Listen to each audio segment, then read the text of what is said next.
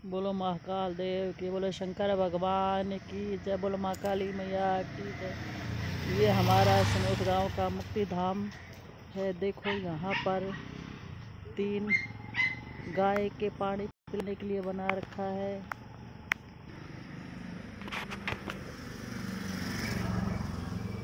ये गाय पानी पिएंगे, उनके लिए पानी पीने के लिए खेल बना रखी है। ये हमारा सनोट गांव का मुक्ति धाम के अंदर है। देखो जी, प्रूफ के अनुसार देखिएगा जी। ये राजपाल सैनी जी है जो यहाँ पर सेवा करते हैं, बिल्कुल निस्वार्थ सेवा करते हैं। ये उनकी धर्मपत्नी है बाला देवी। ये मुक्ति धाम के अंदर प्रवेश कर रहे हैं। इसको देखिए, ज़रा ध्यान से देखिए, यहाँ कितनी सेवा करते हैं भैया जी सनोट गांव के अंदर। ये यहाँ से लेफ्ट हैंड की तरफ ये ठंडे पानी का कूलर लगाया गया है। ये कमरा बना रखा है और ये पेड़ पौधे देखो कितने सारे हैं।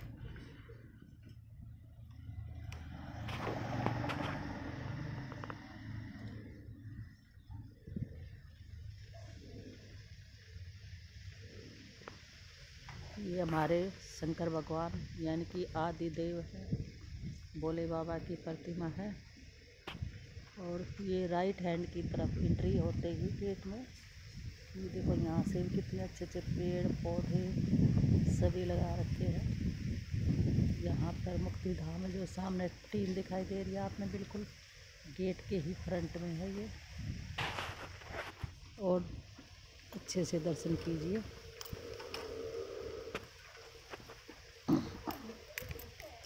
ये देखो भोले बाबा के साइड के गमले हैं ये पेड़ पौधे इसमें लगेंगे। ये जो गमले बनाए गए हैं बहन जी, ये जो भगवान आशुतोष शिव की मूर्ति है ना, ये पंकज जी ने जो अपना इसमें रस भरा है, इन्होंने अपनी कला जो दिखाई है ना, अब इसको चित्रण करना आप। तो पंकज जी की कलाकृति को मैं नमन करता हूँ। देखो कितने सुंदर, इन्होंने कितना सुंदर रूप दिया है। भोले जी का अति सुंदर रूप दिया है। मैं पंकज जी को बार बार नमन करता हूँ और ऐसी सुंदर कलाकृति के लिए मैं उनको दावा देता हूँ कि उन्होंने बड़े ही तन मन धन से इसमें पूरी लगन मेहनत करके इन्होंने ये इतना अच्छा चित्रण किया है। भोले जी को यहाँ पर वो किया। तो आप ये इसका विशेषकर हम ये दिखाना चाहते हैं लोगों को कि देखो, साक्षात प्रभु जी वास कर गए हैं यहाँ पर शिववास में। बिल्कुल। और जब ये जयपुर से जब ये मूर्ति चली थी तभी से वर्षा शुरू हुई थी, वो बता रहे थे ड्राइवर। हाँ जी। और तभी से वर्षा शुरू हुई थी और यहाँ आने तक वर्षा ही रही। और इनकी जो पूजा पाठ 7 दिन तक यहाँ चली, ओहो क्या आनंद की अनुभूति हुई, उसका तो मैं वर्णन कर नहीं सकता।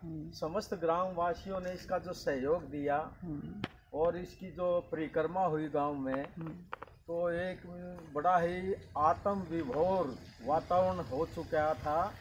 और अब उसके लगने के बाद तो यहाँ पर अब साक्षात शिव परमात्मा को हम बिल्कुल अपने बिल्कुल रोम रोम में जब यहाँ पर प्रवेश करते हैं इस मुक्ति धाम में, तो हम ये महसूस ही नहीं कर पा रहे कि ये कोई मुक्ति धाम, ये शमशान भूमि। बिल्कुल सही बात। यहाँ हम नहीं बल्कि कोई भी आने वाले वो देख के ये सोचते हैं कि ये तो कोई आश्रम है। आश्रम भी कौन सा? स्वर्ग आश्रम। स्वर्ग आश्रम मुक्ति धाम, स्वर्ग आश्रम, उसका क्या कहते हैं हम, प्रभु जी के चरणों में।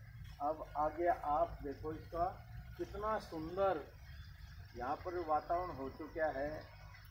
तो ये सब कलाकृति पंकज जी की मेहरबानी से, और जो ये पर्वत का जो रूप दिया उनको भी मैं नमन करता हूँ। ये झांसी के झांसी के थे कारीगर, और वो उन्होंने अपनी एक, वो भी माई के भगत हैं, और उन्होंने अपनी एक कल्पना करके, ये कोई नकल नहीं है, उन्होंने एक कल्पना करके उसको साकार किया है, और ये 8वास में उन्होंने बनाई। तो मैं उनको भी बार बार नमन करता हूँ कि उन्होंने इतना सुंदर चारों तरफ का है, इसकी जो आधारशिला वो एक बहुत ही सुंदर रूप में यहाँ पर स्थापित की, और उसके ऊपर जो विराजमान है शिव बाबा, ये पंकज जी की मेहरबानी है, जो उन्होंने अपनी कलाकृति यहाँ पर दर्शाई है। मैं उनको भी नमन करता हूँ और धन्यवाद देता हूँ। इसी तरह की कलाकृति निखारते रहें, जहाँ भी रहें वो सुखी रहें, खुशी रहें, स्वस्थ रहें, सह परिवार।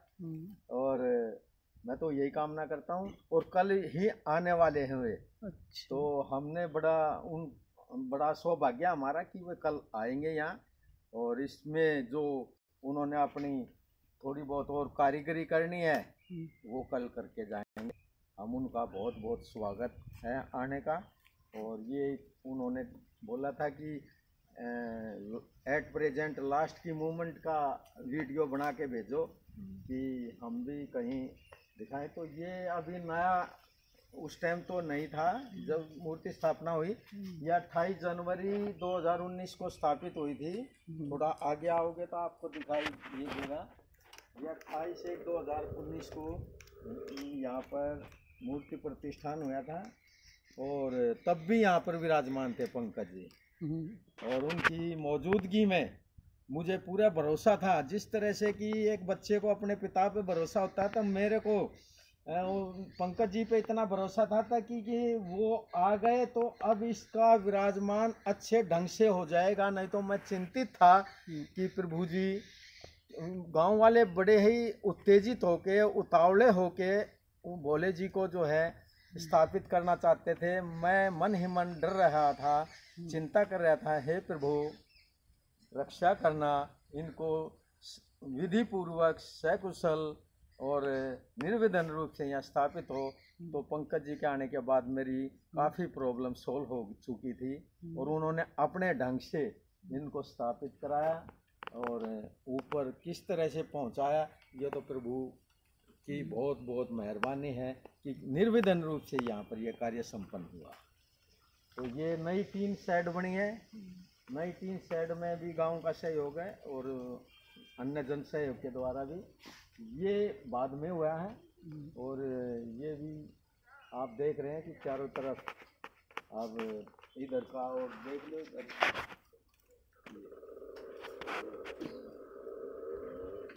बोलो शंकर भगवान की जय, बोलो महाकाली मैया की जय हो। ये हॉल है, ये हॉल है। यहाँ पर शांति पाठ कराते हैं। जब दिवंगत आत्मा को यहाँ पर उसके स्थूल शरीर का अंतिम चरण में उसकी मुक्ति हो जाती है, यहाँ पर वह भी अपने स्वाभाविक रूप में विलय हो जाती है, तो उसके बाद दिवंगत आत्मा को शांति याचना देने के लिए यहाँ पर हम प्रभु जी के चरणों में हॉल के सामने यहाँ पर शांति पाठ कराते हैं, जो कि एक बहुत ही, क्योंकि यहाँ पर शांति पाठ कराने का एक बड़ा अपना एक अलग महत्व है कि यहाँ पर इस बाउंड्री के अंदर घुसते ही 50% तो ऑटोमेटिक मेडिटेशन हो जाता है, कि ध्यान एकदम लग जाता है। बाहरी तत्वों से, बाहरी जगत से छुटकारा 50% तो हो जाता है। और यहाँ पर जब हम मन, बुद्धि और चित्त को एकाग्र करते हैं तो बहुत जल्दी मन एकाग्र होता है। तभी यहाँ पर हम शांति पाठ करा के मौन धारण कराने का औचित्य हमारा यही है कि यहाँ पर जो मन, बुद्धि, चित्त को एकाग्र करके हम प्रार्थना करते हैं भोले जी के चरणों में, तो वो अवश्य फलीभूत होती है और वो दिवंगत आत्मा को शांति प्रदान करने वाली होती है। और दिवंगत आत्मा के परिवारजनों को दुख की घड़ी को बर्दाश्त करने के लिए भी शक्ति प्रदान करने के लिए जो हम प्रार्थना करते हैं वो भी फलीभूत होती है। प्रभु के चरणों में हम शीश निभाते हैं। और ये आप देख रहे हैं कि यहाँ पर जो हमारा जो फोकस है वो सिर्फ दो मेन उद्देश्य है हमारे यहाँ पे। एक तो स्वच्छता को जीवन में धारण करना, और जो प्राण है, प्राण क्या है? जीवन प्राण है। प्राण हृदय में बसते हैं, हृदय में शिव का स्थान है, और प्राण ऑक्सीजन है। और ऑक्सीजन कौन देगा? ऑक्सीजन देते हैं हमारे ये अमूक अवस्था में खड़े पेड़ पौधे, जिनको कि लोग इसको उपेक्षा की दृष्टि से देखते हैं कि ये इनका कोई फंक्शन नहीं है। लेकिन जो जानते हैं वो इस चीज़ को मानते भी हैं, जानते हैं, वे मानते हैं 100% कि ऑक्सीजन देने वाले पेड़ पौधे ही हैं। कोई प्राइम मिनिस्टर ऑक्सीजन नहीं दे सकता, कोई संस्था प्रोवाइड नहीं कर सकती, कोई हॉस्पिटल ऑक्सीजन नहीं दे सकता। जो मुफ्त में चीज़ मिलती है उसकी कीमत उसके जाने के बाद कहाँ पता लगती है। ये ऑक्सीजन जो देते हैं इसकी कीमत नहीं पता आप लोगों को। जब हॉस्पिटल में चले जाओगे, जब ऑक्सीजन की आवश्यकता पड़ती है, जब इमरजेंसी में आईसीयू में जब सिलेंडर से आपको मिलती है तो उसका आपका बिल बनता है, तो ऑक्सीजन की देखो उसमें कितनी कीमत होती है। ऑक्सीजन बहुत महंगी बिकती है वहाँ, और यहाँ पर मुफ्त मिलती है तो इसकी कोई कीमत नहीं समझते लोग। मैं तो फिर भी यही कहता हूँ कि अधिक से अधिक पेड़ लगाओ, उसको इतना बड़ा कर दो कि वो ऑक्सीजन जैसे अपने बच्चों का ख्याल करते हैं उसी तरह पेड़ पौधों का ख्याल रखें, उनको आजीवन उनकी परवरिश करो, और अधिक से अधिक ऑक्सीजन इस वायुमंडल को मिले और प्रकृति में बैलेंस स्थापित हो। यही प्रकृति का नियम है, यही सत्य है। धर्म बाद में है, सत्य पहले है। तो हमें सत्य को धारण करना चाहिए, और इस जो सत्य है, सत्य यही है। जैसे ईश्वर सत्य है, सत्य ही शिव है, आत्मा अजर अमर है, तो इसी तरह ये पेड़ पौधे हमेशा ऑक्सीजन दे रहे हैं और लगातार देते रहेंगे। हमें इनका ध्यान रखना चाहिए, लगाते रहना चाहिए। अपनी आने वाली पीढ़ी को सुरक्षित रखना है तो अपनी औसतन आयु को बढ़ाइए, पेड़ पौधे अधिक लगाइए, स्वच्छता को धारण करिए, गंदगी को दूर रखिए, स्वस्थ रहिए। हमारी ये सबसे मनोकामना है। जो भी इस वीडियो को सुने, कोई देखे, तो मेरा यही, इसके माध्यम से हमारा यही एक मैसेज जाता है कि जीवन में रहो, आनंद से रहो। कोई कार्य करो तो उसको आनंद के साथ करो।